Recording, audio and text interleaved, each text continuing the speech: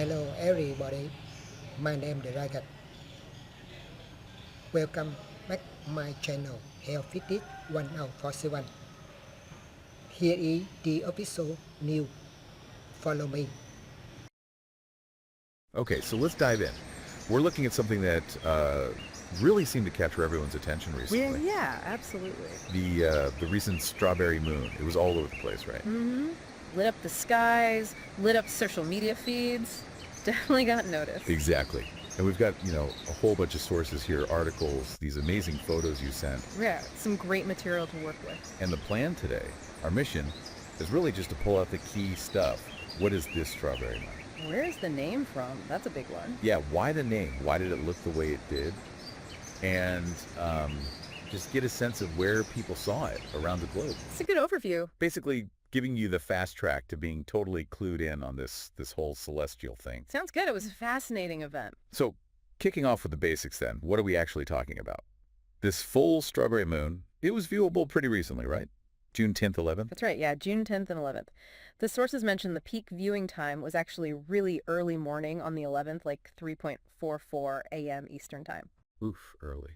Yeah, but lots of reports also said the evening of the 10th was great too, especially for catching it rise. And judging by the photos people shared, wow, it really looked the part. Those orange-red colors people were talking about? Yes, definitely. The color was a major talking point in many of the descriptions we saw.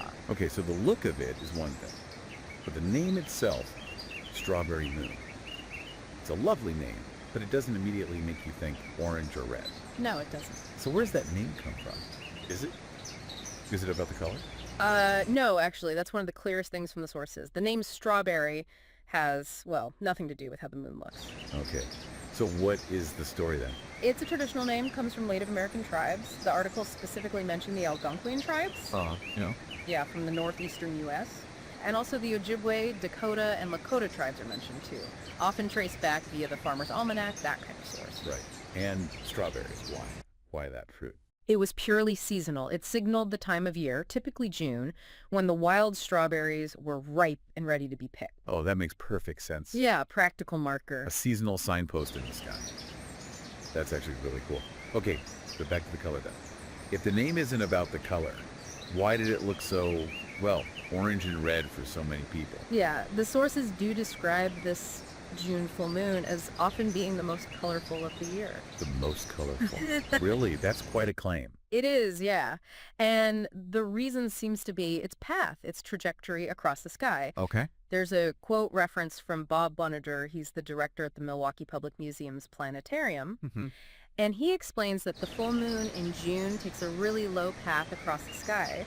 It stays closer to the horizon compared to full moons at other times of the year. A low path. Okay, how does that change the color? Well, think about when the sun rises or sets. Right, it looks redder then. Exactly. This is the same idea. When the moon is low, its light has to travel through much more of Earth's atmosphere to get to your eyes. Ah, okay. More air to punch through. Precisely. And that thicker layer of atmosphere scatters the shorter wavelengths of light. The blues, the greens, much more effectively. So they get filtered out, sort of. Yeah, scattered away. And the longer wavelengths, the reds and oranges, they make it through more easily. So that's the color we see. Got it.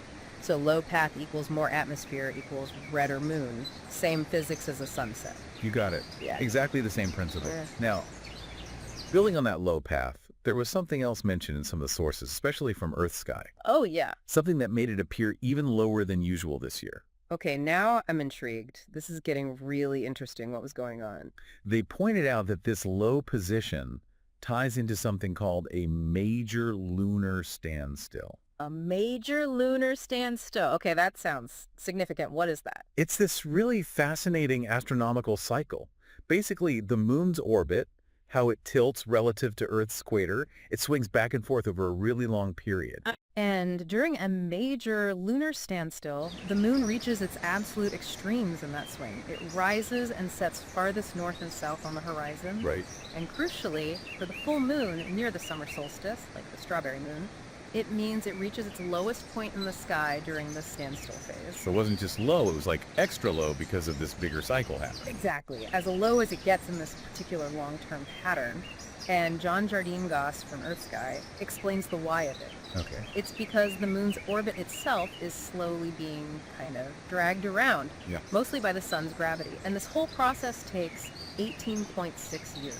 Wow, 18.6 years. That's a long cycle. It really is. It puts things in perspective, doesn't it? This isn't just a monthly thing. It's part of a much grander, predictable rhythm. So we're seeing the moon's position influenced by this nearly 2-decade-long cosmic dance. That's a good way to put it. Mhm. And the sources noted the last major standstill, peaked around 2006. So we're currently heading into the peak phase of the next one, which affects how we see the moon, especially its height, over the next couple of years. That is just brilliant.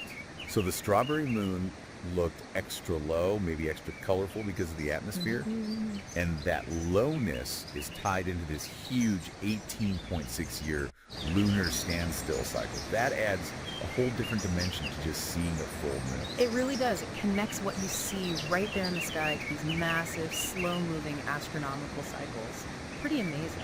Absolutely. And speaking of seeing it, the photos you shared were just incredible. It really hammered home that this wasn't just a local thing. People saw this everywhere. Oh, totally. It was a global event. The images came from all over. Yeah, you see it behind like the ancient temple of Poseidon in Greece, Yeah. or the Parthenon in Athens.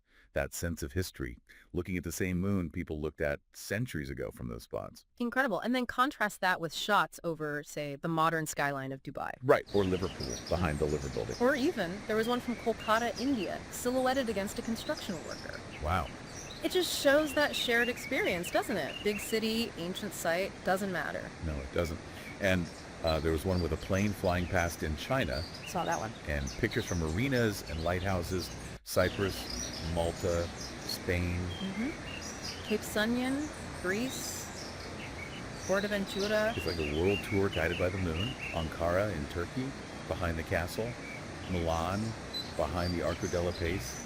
Whitley Bay in the UK. Sadr al-Jirali in Hungary. It really felt like, for a moment, millions of people in all these different places, different lives, were all just looking up at the same thing. That connection is pretty powerful, I think. Just looking up together. It really is. Now, okay, for anyone listening who might have missed it, maybe it was cloudy, maybe you just didn't catch it. Happens. The sources did give a heads up for what's coming next. Yes, they did. They conveniently listed the full moon schedule for the rest of 2025. Damn it. Okay, let's hear it. What should people mark on their calendars? All right, so after the strawberry moon in June, next up is July 10th. That's the buck moon. Okay. Then August 9th is the sturgeon moon. September 7th, the harvest moon. That's a famous one. Always is. October 6th is the hunter's moon. November 5th, the beaver moon. And then December 4th is the cold moon. A whole year mapped out by moons. Each with its own traditional name, its own story, probably. That's likely, yeah. And I think one source even mentioned a small chance the strawberry moon might be partially visible again around July 12th. Oh, a little encore, maybe? Perhaps, yeah. A little bonus viewing. Okay, so let's sort of wrap this up then, bringing our deep dive to a close. We've seen this recent strawberry moon around June 10th and 11th. It got its name not from color, but from the strawberry harvest season, a Native American tradition. Right. Seasonal. Its amazing orange-red color, that was likely down to its low path, making the light travel through more atmosphere. Atmospheric filtering, basically. And that extra low path, that's connected to this really cool long-term 18.6-year cycle called the Major Lunar Standstill, which we're currently right in the thick of. Yeah, it's a great example of how one event pulls together culture, atmospheric science, and these grand astronomical cycles. It really does. When you think about that, the seasonal name tied to harvests, this huge cycle playing out over almost 2 decades. Yeah. It makes you wonder, doesn't it? What other big predictable cycles are going on up there? Things we don't always notice day to day, but that have maybe shaped our calendars, our farming, maybe even our stories and how we feel connected to the cosmos. That's a deep thought. Yeah, like what other connections are we making, maybe without even realizing it, between life down here and those vast rhythmic movements way up there? Definitely something to ponder next time you're looking up at the night sky.